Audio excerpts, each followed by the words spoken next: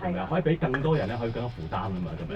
咁當然除咗個負擔之外咧，最緊要就係希望大家可以住得好啲嘅，因為咧佢話我哋馬來西亞政府咧係希望可以更加關注或者更加照顧所有嘅民眾㗎。咁希望大家都可以住好啲、食好啲之類咁嘅嘢啦。咁佢亦曾經佢亦都有提到話呢個咧係100%先可以貸款㗎啦，兼且咧你係可以35年去攤還嘅咁樣。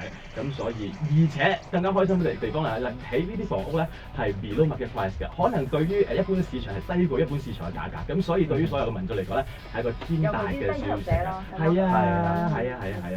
Does that mean that Dato Sri will probably announce some good news through Twitter or Facebook before we see the news on newspaper? I can explain this. I mean, there are a few projects being planned. As and when these projects have, the development order, then the projects will be implemented. But I've asked some of the big companies, like Sandabi, SPCR, Budaya Corporation, all these, and many more in the pipeline. These companies can join in. And the government can provide some facilitation fund, for example, depending on the business model of that particular project.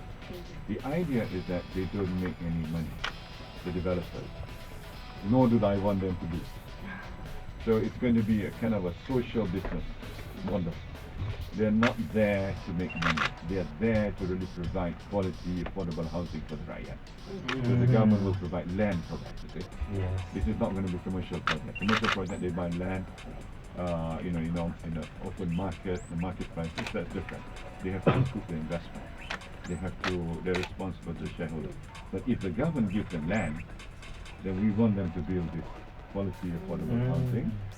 And they will do. Then they have to present to us, for example, their business model for that particular project, the costing in particular, and we'll do the analysis, the business analysis. We'll make sure that they will not make any money, but they will not lose any money either. So this is a social business model. It's quite different from a business model.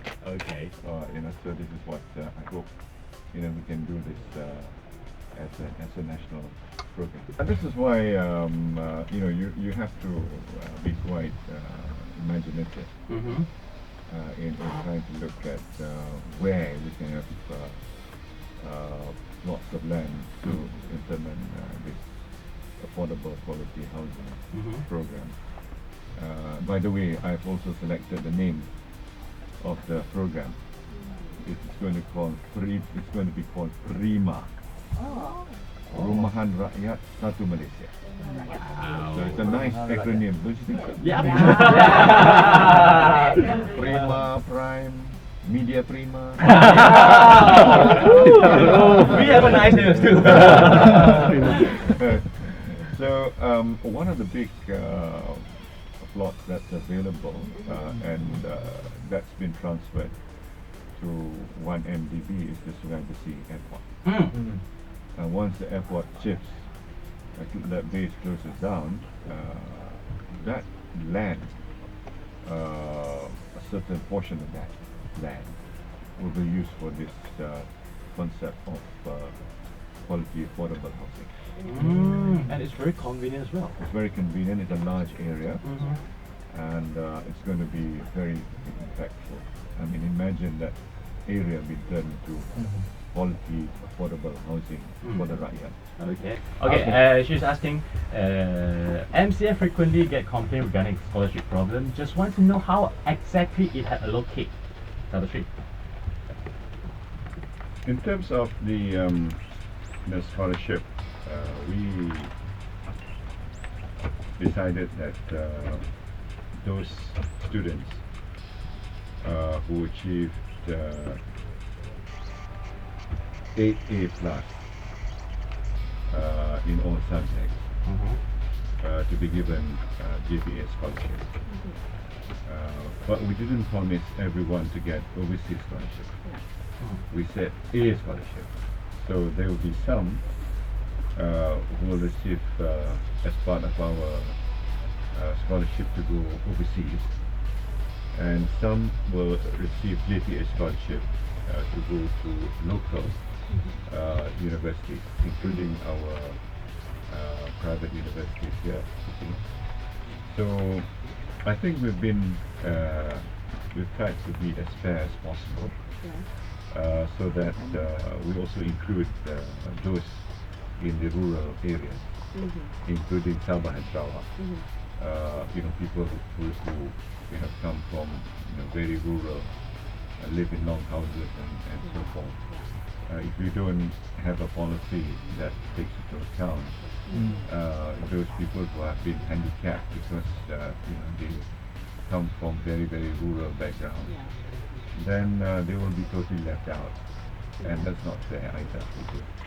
So the key word is to be fair and to be balanced. And we've tried to find a formula that balances the needs, the interests of all communities in this country.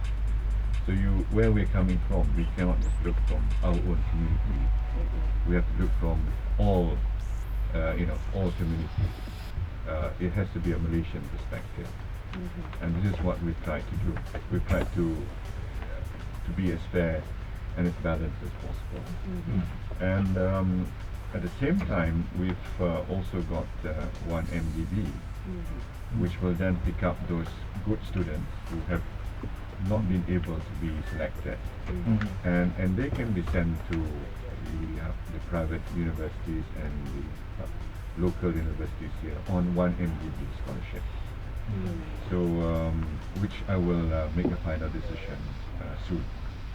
So those who have feel that somehow they've been left out, there will be a second round, and one MDB will pick up these students and send them to either the private universities here, like Monash, Nottingham, and so forth here in this country, as well as to our public universities here. The policy will be reviewed because SPM, giving scholarship at SPM level is not a good idea, because that's equivalent to O-level.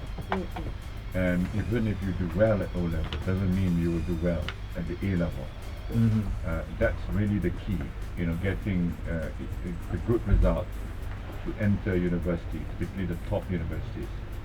This is where, at that particular point of time, if you have access entry into the top universities, that's when we should give them the scholarship.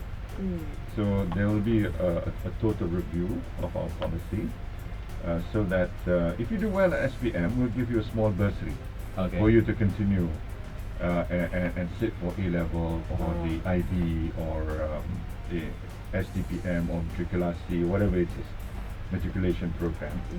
But the scholarship will be reserved if you are able to get very good results and a place at the top universities. Any specific top university that? Yeah, will be the top universities. We'll identify. Oh, the list. right. Okay. Yeah, we'll go to the list. And at the same time, we do not want to send all the brilliant students abroad. You see? Because our universities here need top students as well. Because otherwise, we complain our universities are not ranked highly in terms of the world ranking. At the same time, we insist on sending our top students abroad. So it is a contradiction in terms of what we want to achieve. You see. So these are the factors or the perspectives that we need to take on board as we work out our new policy next year. Misalnya